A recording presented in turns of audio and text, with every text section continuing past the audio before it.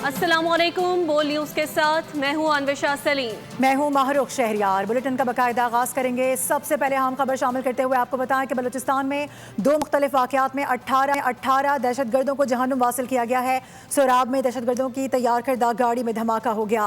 फितना और हिंदुस्तान के 8 दहशतगर्द हलाक हो गए। ISPR के मुताबिक धमाके में 3 शहरी भी शहीद हुए हैं। धमाका गाड़ी में नस्ब बारूदी मवाद की तैयारी के दौरान हुआ। धमाके के नतीजे में मुतादिद दहशतगर्द भी जख्मी हुए।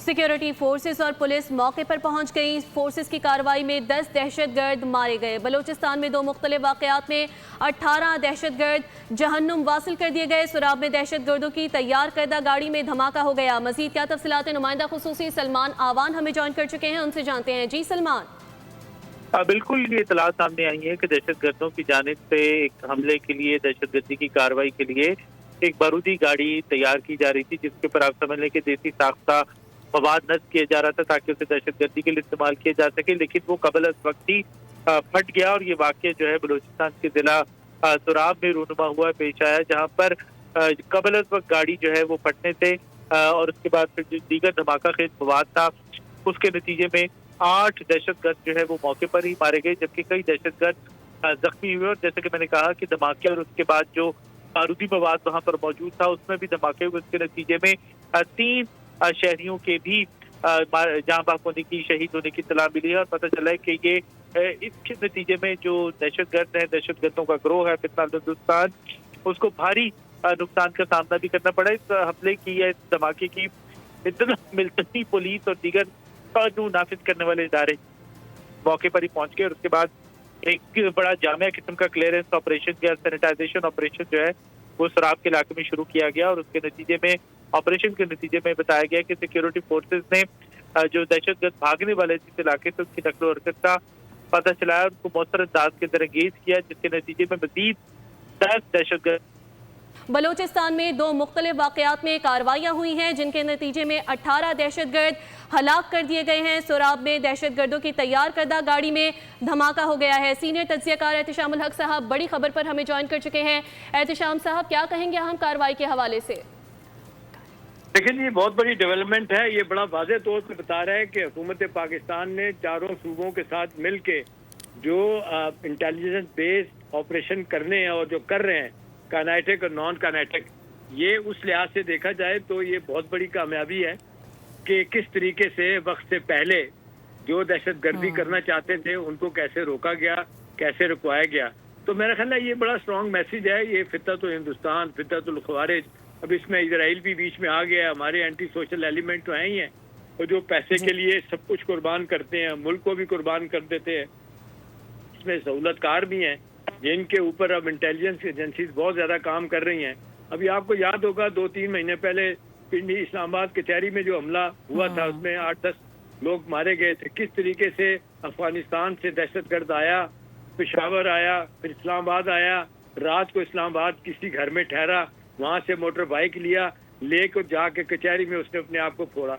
तो देखे ना, अब ये कितनी बात है कि पहले तो ये कि ये कौन लोग हैं जो बिल्कुल आप सही कह रहे हैं। और इसके अलावा जिस तरह से आप बता रहे हैं कि बाकायदा रैकी करके ये तमाम तर कार्रवाइयाँ की जाती हैं, लेकिन अच्छी खबर यह है कि अपनी मौत आप मरे हैं यहाँ पर दुश्मन। हमारे साथ मौजूद रहने के लिए बहुत शुक्रिया। आगे बढ़ेंगे, आपको बताएं कि वज़ीर-ए-आज़म शहबाज शरीफ ने Pakistan first national youth employment policy का इजरा कर दिया है। और इस मौके पर वज़ीर-ए-आज़म ने आज़ाद कश्मीर और गिलगित बल्तिस्तान में भी दानिश स्कूल्स कायम करने की नवीद सुना दी है। साथ ही कहा गया कि दानिश स्कूल का दायरेकार दीगर सूबों तक वसी किया जा रहा है। सूबाई हुकूमतें भी इसी तर्ज के तालीमी इदारे कायम करें। दानिश स्कूल का मयार HSN से कम नहीं है।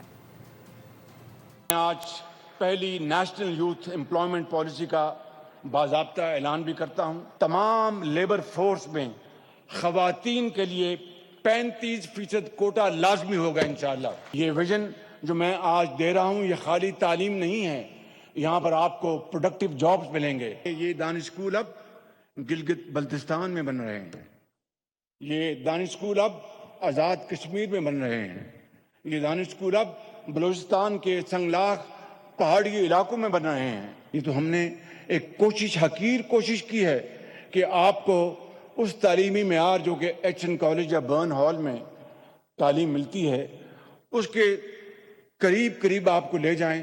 पाकिस्तान की बेहतरीन यूनिवर्सिटी मार्ज वजूद में आ रही है اس کا نام ہے دانش یونیورسٹی۔ نائب وزیر اعظم اور وزیر خارجہ اسحاق ڈار نے بحیرہ احمر میں حوثی باغیوں کے حملے کی شدید مذمت کی ہے۔ سماجی رابطے کی ویب سائٹ ایکس پر وزیر خارجہ اسحاق ڈار نے اپنے بیان میں کہا کہ حملے میں 3 پاکستانی شہری شہید جبکہ 1 زخمی ہوا۔ انہوں نے جاں بحق پاکستانیوں کے اہل خانہ سے دلی تعزیت کا اظہار بھی کیا۔ نائب وزیر اعظم کا کہنا تھا کہ غیر جنگی تجارتی جہازوں پر حملے معصوم جانوں کو خطرے میں ڈالتے ہیں۔ ایسے حملے بین الاقوامی قوانین کی خلاف ورزی اور بحری جہاز رانی کے لیے سنگین خطرہ ہیں۔ پاکستان سعودی حکام اور یمن کی بین الاقوامی طور پر تسلیم شدہ حکومت سے رابطے میں ہے۔ اس کے علاوہ ترجمان دفتر خارجہ کی جانب سے بھی حوثی باغیوں کے حملے کی شدید الفاظ میں مذمت کی گئی ہے۔ کہا گیا کہ پاکستان سعودی عرب کی سلامتی کے لیے قائم اتحاد کا حصہ ہے، بین الاقوامی پانیوں میں محفوظ جہاز رانی کے لیے ذمہ داریاں ادا کرنے کو تیار ہے۔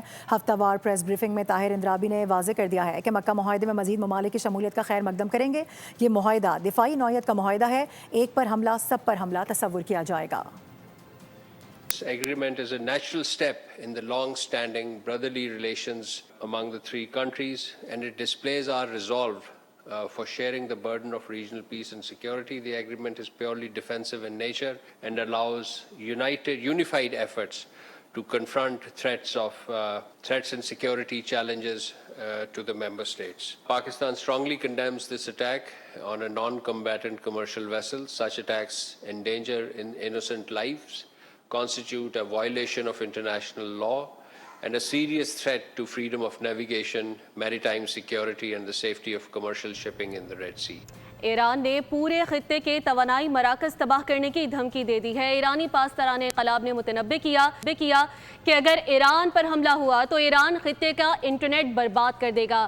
پاسداران انقلاب کے ترجمان بریگیڈیئر جنرل حسین محبی نے دعویٰ کیا ہے کہ اس وقت خلیج فارس میں امریکہ کا ایران کی اپنے دفاع کے لیے پورے خطے کو دھمکی، خلیجی ممالک کے توانائی مراکز پھر خطرے میں۔ ایرانی پاسداران انقلاب نے خبردار کیا ہے کہ اگر ایران کو پھر خطرات کا سامنا ہوا تو خطے میں تمام توانائی مراکز تباہ کر دیے جائیں گے۔ ایران نے دھمکی دی کہ خطے کا انٹرنیٹ سے جڑا عالمی انفراسٹرکچر تباہ کر دیا جائے گا۔ ایرانی پاسداران انقلاب کے ترجمان بریگیڈیئر جنرل حسین نے دعویٰ کیا کہ اب ایک بھی بحری جہاز خلیج فارس میں موجود نہیں۔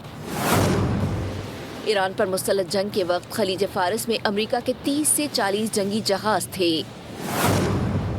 تاہم اس وقت خلیج فارس میں امریکہ کا ایک بھی جہاز نہیں ہے۔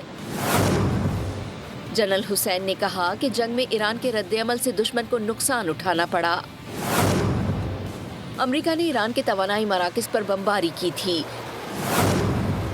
جواب امریکہ اور اس کے اتحادیوں پر ایسے حملوں سے دیا گیا تھا کہ امریکہ کے لیے یہ جنگ اسی قوت سے جاری رکھنا مشکل ہو گیا تھا۔ سبسکرائب کریں اور بیل دبائیں تاکہ کوئی خبر رہ نہ جائے۔